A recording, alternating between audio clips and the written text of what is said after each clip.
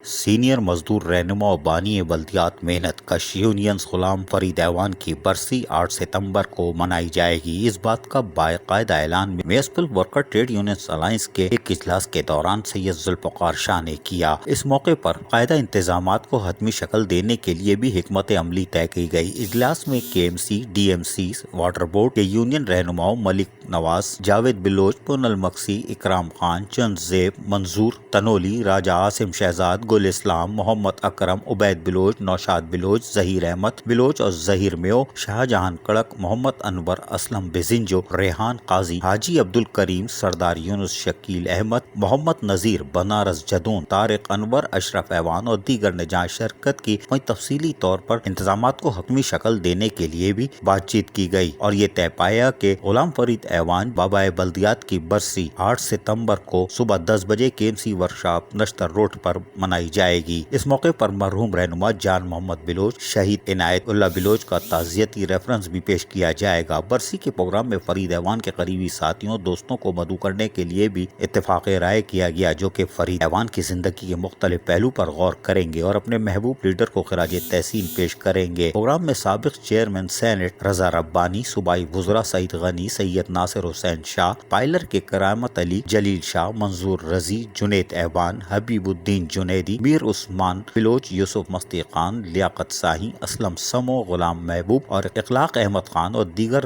معزز شخصیات کو بھی مدعو کیا جائے گا۔ عزیز عارف، KBS بلدیاتی نیوز، کراچی۔